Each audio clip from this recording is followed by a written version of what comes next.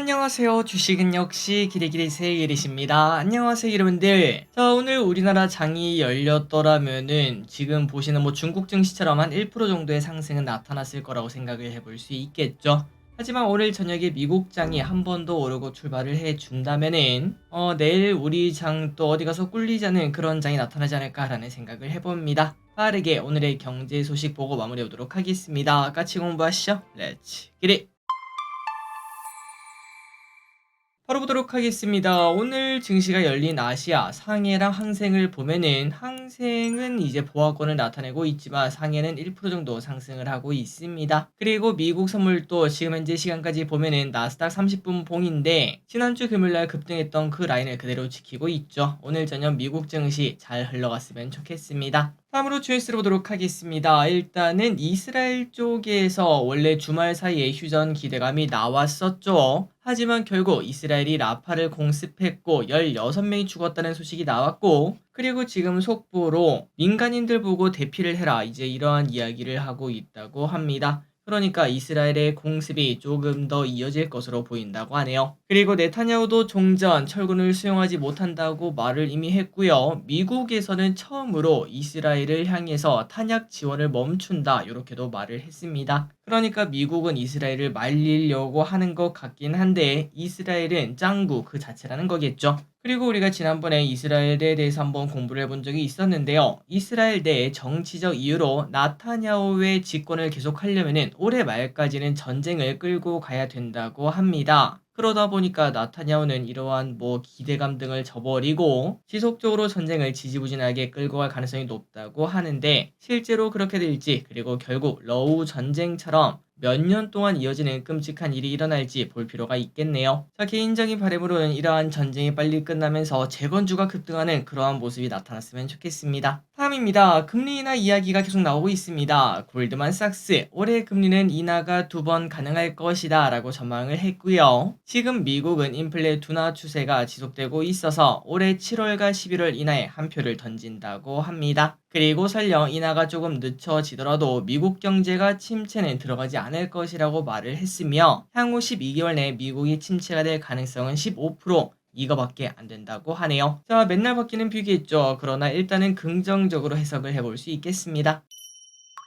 다음입니다. 자, 공모주가 조금 맛이 없죠. 당분간은 공모주가 커피값 정도의 수익만 줄 예정이라는 거는 참고하시면 될 것 같습니다. 실제로 최근 공모주 3개의 종가를 보면은 한 달 전만 하더라도 한 100% 정도의 상승 마무리는 보여줬거든요. 그런데 이제는 평균 20% 정도만 상승하는 모습을 보여줬기 때문에 당연히 이거는 시초가 매도를 하는 게 맞겠다라는 얘기를 해볼 수 있겠죠. 그리고 가장 무서운 거는 그럼에도 우리가 그 커피값 정도를 노리고 투자를 하는 건 맞긴 한데, 하지만 처음부터 손실로 시작하는 공모주도 분명 제가 봤을 때 한두 달 내에 한두 개 정도는 나올 가능성이 분명 있을 것 같습니다. 그렇기 때문에 여러분들은 이제 이런 부분을 조금은 체크할 필요가 있고, 그리고 저 길이 또 이 공모주는 별로니까 패스하세요 이렇게 좀 말을 하긴 해야 되는데, 그런데 솔직히 말씀드려서 혹시나 그 친구가 또 수익을 준다면은 그것조차도 좀 우리는 아쉽지 않겠습니까? 그래서 저기서는 이렇게 함부로 패스하세요 라고 말을 하기도 조금 어려운 것 같습니다. 다만 그럼에도 이제 그러할 가능성 있는 친구들은 알려드려야 된다고 생각해서 일단 청약은 대부분 하겠지만 손실 가능성 있는 기업들은 꼭꼭꼭 미리 알려드리고 기름들이 선택할 수 있도록 열공해서 알려드리도록 하겠습니다. 다음입니다. 전기차 하반기에 새로 쏟아지긴 하는데, 최근 2차 전지와 전기차를 좋게 보는 사람들의 논리 중 절대 빠지지 않는 게 바로 신차 등장이죠. 올해 하반기에 신차가 우리나라에서 많이 나오면은 결국은 매수세가 생기고 전기차 판매량이 상승할 것이라는 논리가 작용한다고 합니다. 그렇다면 어떤 차가 하반기에 오는지 보도록 하겠습니다. 일단 EV3가 7월에 출시가 되고요. 소형 전기차로서의 기대감이 크다고 합니다. 그리고 현대차는 아이오닉 9을 꺼낸다고 하며, 개인적으로 EV9보다 이쁠지 많이 궁금하긴 한데, 그런데 요즘 들어 현대차보다는 항상 기아가 좀 이쁘게 나오지 않았겠습니까? 그래서 기대감이 조금 적은 사람도 많다고 합니다. 다음으로 GM에서는 중형 전기 SUV 이코녹스 EV를 꺼낸다고 하며,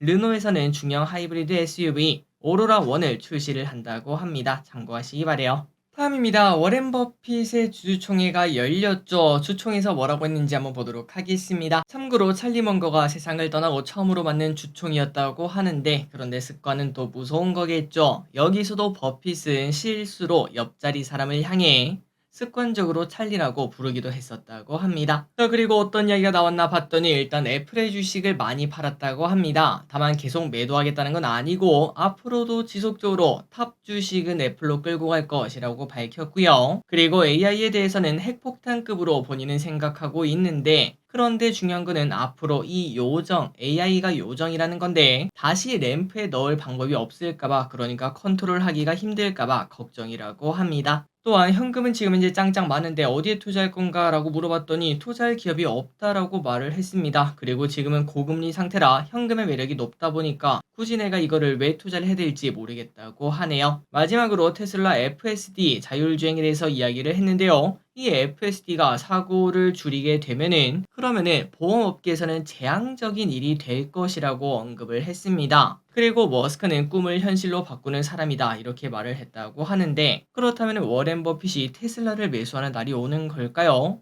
그런데 개인적으로 워렌 버핏이랑 테슬라는 진짜 안 어울린다라는 생각도 조금 해봅니다. 이어서 자율주행 이야기를 한번 보도록 하겠습니다. 자율주행 관련 소식이 계속 나오고 있는데, 이제 앞으로 중요한 거는 이러한 뉴스가 주식에 반영이 되는지 아니면 그냥 뉴스에서 끝나는지가 매우 중요하겠죠. 일단 첫 번째 소식을 보자면은, 우리에게는 다른 의미로 좀 친숙한 우한이라는 중국의 지역이 자율주행의 도시가 되었다고 합니다. 실제로 우한을 가면은 진짜로 로봇 택시가 돌아다닌다고 하고요. 로봇 버스도 옆에서 돌아다니고 있다고 하네요. 참고로 우한은 서울의 14배 크기라고 하며 그만큼 큰 도시에서 이미 2000대의 자율주행 차량이 운행이 되고 있다는 거겠죠. 엄청난 데이터가 쌓이고 있습니다. 그리고 여기서는 바이두, 샤오미 등에서 면허를 받고 움직이고 있다고 하는데, 자율주행에 대한 관심이 계속 높아질지, 그리고 자율주행도 앞으로 AI처럼 엄청나게 큰 기술 패권 중 하나 아니겠습니까? 거기서 중국이 1등을 차지할지도 볼 필요가 있겠습니다. 다음입니다. TSMC도 자율주행용 칩을 생산한다는 이야기가 나왔습니다. TSMC가 테슬라의 슈퍼컴 도조의 칩 생산을 시작한 것으로 나타났습니다. 그나저나 자율주행이랑 이제 도조랑 뭔 상관인가 봤더니, 도조가 바로 자율주행 훈련용 슈퍼컴이라고 합니다. 그래서 차세대 도조가 미국 뉴욕에 설치될 예정인데, 여기에 TSMC가 2027년까지 칩을 생산하고 투입한다고 합니다. 다음입니다. 올해 불수능이 될 가능성이 높다고 합니다. 그 이유가 뭔가, 최근 N수생이 계속 늘어나고 있는 상황인데요. 그런데 N수생은 수능 난이도 조절에 고려되는 주요 요인이다 보니까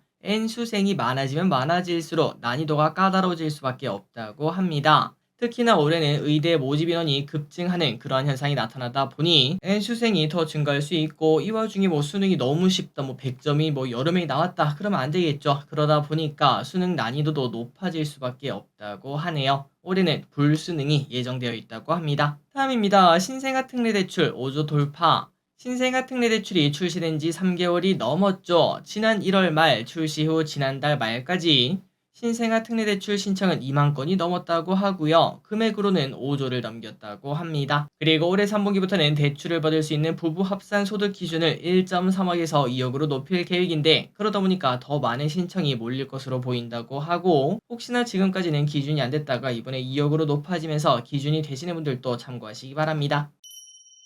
다음입니다. 럭셔리 호텔 한국 두드린다. K-팝과 K-푸드가 유행을 타면서 서울이 관광도시로 이름을 알리고 있는데요. 그러다 보니 글로벌 럭셔리 호텔들이 한국 문을 두드리고 있습니다. 메리어트, 아만그룹, 로즈우드, 반향그룹, 보코 등 유명 호텔들이 서울을 비롯해 한국의 호텔을 오픈할 예정인데요. 올해 34개인 서울의 5성급 호텔은 27년에 최소 37개로 늘어날 것으로 보인다고 하네요. 참고로 한국은 그동안 사드 보복, 그 다음에 코로나 등에 의해 구조조정이 있어서 공급이 부족하다 못해 절벽이던 상황에서 관광객들이 다시 몰려오자 유명 호텔 체인들이 관심을 가지게 된 것으로 보인다고 합니다. 자, 앞으로 우리나라도 관광으로 먹고 사는 그러한 나라가 되었으면 좋겠네요. 다음입니다. 목표가 상향 조정폭이 가장 높은 주식은 뭘까요? 여러분들이 아시다시피 증권사들이 기업 분석을 할 때 목표 주가를 제시하는데, 저 기리씨 항상 추천드리는 거는 목표 주가를 그대로 동결하거나 낮춘 애들 보지 마시고 무조건 목표 주가 올라가는 친구들을 보라고 말씀을 드립니다.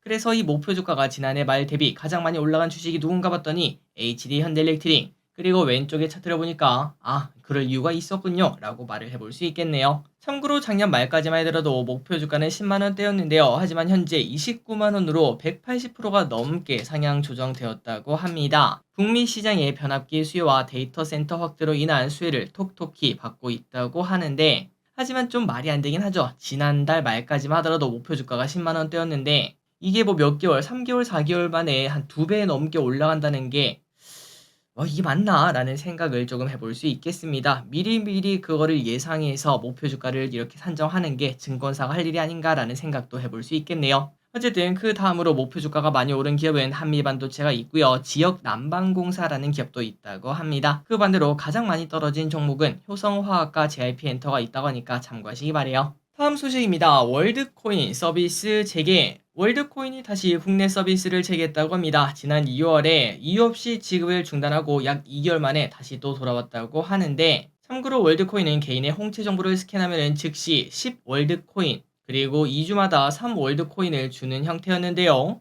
지금 왼쪽의 가격을 봐도 하자마자 8만원 주고 그 다음에 2주마다 한 3만원씩 주는 그러한 모습이다 보니까 사람들이 많이 했던 거 기억하고 계실 겁니다. 하지만 그때 당시에 개인정보보호위원회가 재단을 상대로 조사에 착수하자 부담감을 느끼고 멈춘 바 있었는데 다시 또 돌아왔다고 하네요. 마지막 소식입니다. 한온시스템 본점만 챙깁니다. 한행컴퍼니가 10년 동안 보유 중이던 한온시스템의 지분 25%를 한국타이어앤테크놀로지에 넘긴다고 공시를 했습니다. 한행컴퍼니는 지난 2015년 그때 지분을 인수할 당시 지분의 가격을 5.4조로 책정했는데요. 그런데 지금 매각 가치를 보면은 5.4조로 한 10년 동안 본전 취임하고 나가는 건 매우 아쉬운 딜이었다라고도 말을 해볼 수 있다고 합니다. 참고로 3년 전만 하더라도 그때 코시국 당시 10조 원에 매각하기 위해서 움직임을 보여주기로 했는데 결국은 실패를 했었고, 그러다 보니까 지금 나가는 거는 매우 의외로 현재 보인다고 하네요. 그리고 이런 걸 보면 좀 아쉽긴 합니다. 한온시스템 보시다시피 공시가 나오기 전부터 이미 주가가 슬금슬금 올라가다가 금요일에는 급등하고 마감이 되었어요. 이미 정보가 좀 생관이냐 라는 얘기까지도 해볼 수 있겠습니다. 자, 오늘의 공부 여기까지 끝났습니다. 항상 이렇게 같이 공부해서 진심으로 감사합니다. 지금까지 길이셨습니다. 빠이요.